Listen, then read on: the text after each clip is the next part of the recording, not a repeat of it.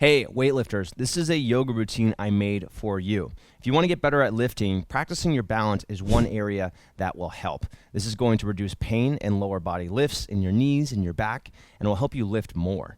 Give this a shot before your next lifting session, and you'll see the difference for yourself. I've got former IFBB Physique Pro, Austin Current, here to show you that even bodybuilders can do this. Be sure to subscribe. We've got more of these videos on the way. How are you feeling about balance right now? Pretty good. We'll see. Okay. Yeah, we'll see. All right, cool. Let's do it. So the most basic balance that I like starting people off is just a standing one leg balance, and you're just going to lift your knee up to about hip level. So just stand like that. So, all right, walking through this. So we're going to really be active with your standing foot here. So I want you to really drive your whole foot into the ground, kind of like you were about to jump up. So if you can imagine, I'm going to jump up on one leg. So you've got that amount of, good amount of intensity there. You should feel your glute really firing. So almost like you're pushing your right hip a little bit lower than your left hip. So that whole right hip is really firing here. And then you might even notice this, but just lifting your left leg and holding it there is pretty hard to do, right? A lot of, in resistance training, we do a lot of reps, but just as far as holding an exercise, just holding it there, pretty hard to do. So this I really like because it's just getting a lot of muscles firing, especially that hip flexors, rectus femoris here, just getting that a little bit more engaged. Yeah, and we've got core activation, right? Your feet are really active, which is going to help with, if you're using this before weightlifting, you're going to have a lot better proprioception. Your ankles are going to be in a lot better position to support the knees. So yeah, I'm probably about 45 seconds in right now. How are you feeling? Getting tougher. It's getting tougher. Yeah. So looks really easy, and it's simple, but it is challenging. Simple in theory, harder in practice. Yeah. Yeah. Cool. All right, go ahead and relax. Nice. All right, so let's go sideways, and then so face me, and we're gonna do the other side. So now you're gonna push down through your left foot. Yep. Go ahead and lift the right leg up. And one thing that's really interesting is the imbalance from left to right. Right. So when you played sports when you were younger, which side did you kick with? If you played a kicking sport. Funny enough, if it's off the ground on my right foot, Okay. if I'm holding the ball, my left foot. Okay. So, Cool. But I tore my left hip flexor, so that I tend to compensate for that. Okay. Got it. So what side was easier for you right now? Does it feel different one leg to the other? This side feels easier because it's easier to keep this leg in this position here. Okay. Balance feels the same. Got it. Okay. So if you're doing this and you have an imbalance, most people do. If you're doing this, talking to you, watching the workout, you'll probably notice one leg it's a lot easier to lift up. One leg might start shaking a lot easier. So that's super normal. And that's why doing these bilateral movements is really nice. This foot's moving more here. These unilateral movements. To balance. Yeah. Yeah. Yeah. This one's So a lot that more active here. Yeah, so that adjustment where you're feeling like your legs shaking and kind of like that wobbliness, that's actually really good. We want that. That's going to help you get stronger. And then again, getting these muscles fatigued here just in ways that we aren't normally used to. Yeah. And then also glutes firing, right? You're pushing down through that standing foot, squeezing butt, core is working, everything's stabilizing. Cool. All right, nice. Go ahead and relax. So now we're going to do a balancing exercise that's a little bit more upper body focused.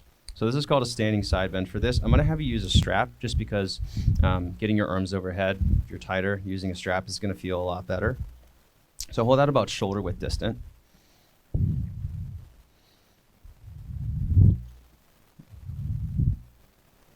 Yep, cool. And basically I want you to make a banana shape with your body here. So push your hips a little bit to the right and then reach up and over with your left. Try to keep both legs straight. Good. And I want you to focus more. We're going to focus more on strength here. So the way that I like to imagine this is think about reaching your body up and over a fence and maintaining that height over the fence. Go ahead and bring your arms a little bit closer together on the strap if you can.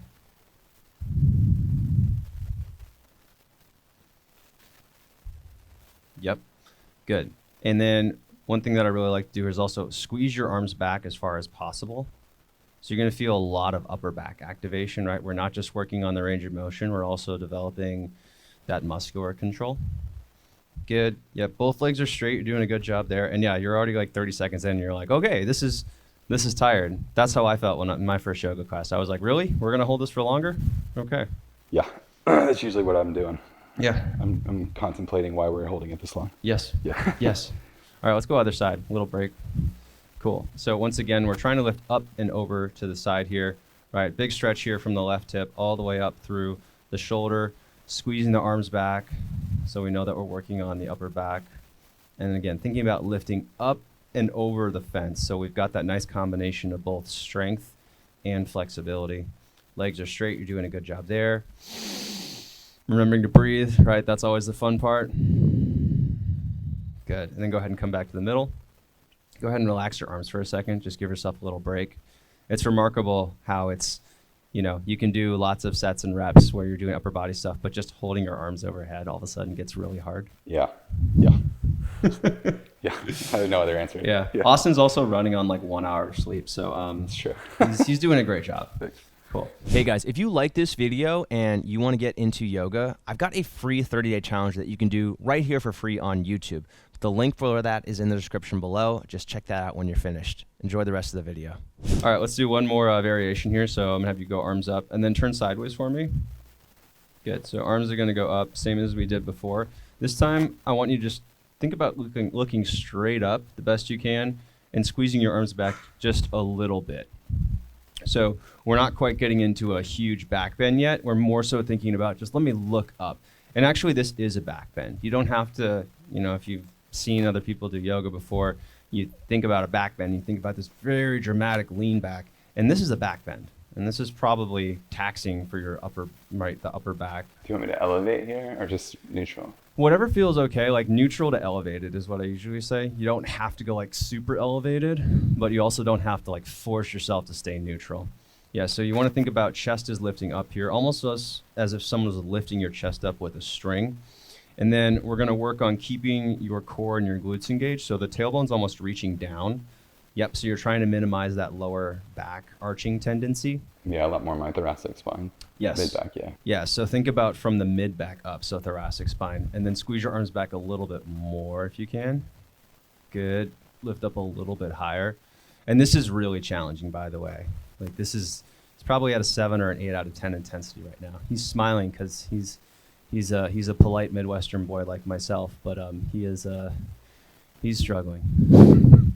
All right, go ahead and relax. Cool. All right, so let's just do a little assessment. Just move your shoulders. I want you to see how you're feeling right now. Definitely feels better. Yeah. Yeah.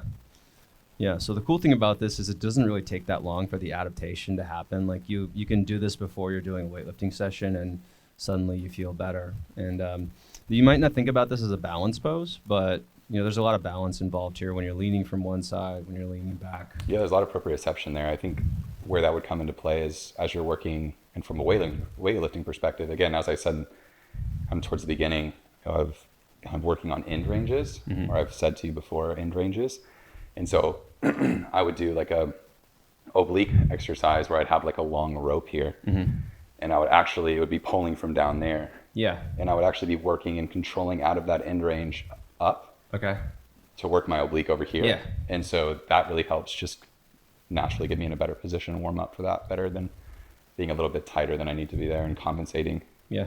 So yeah, Nice. That's good. Cool. All right, so one more balance exercise we're going to go through. This is a basic, very basic, still a balance. This is a high lunge. So you're going to be basically starting in a split squat with your feet as wide as you can comfortably go, and your back heel will be elevated. So, yep, we're going to go left leg forward, right leg back.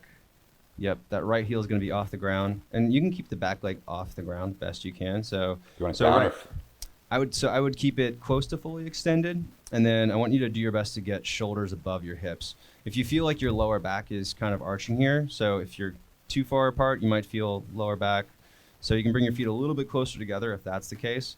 And depth truly doesn't matter here. So what we're trying to, depth matters, but it's not about mimicking what someone else is doing. You're doing the depth in a way that you feel the pose it's supposed to be felt. So in this pose, you're going to feel like glutes are active, thighs are active. You want to feel stretching through your right hip flexors, right? So we're opening up there.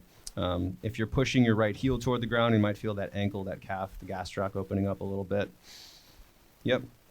And then let's go arms up. And then one other variation I like to do with the arms. So we talked about shoulder tightness and using a strap instead. So one thing that I like for guys who are especially tighter is to do goalpost arms instead.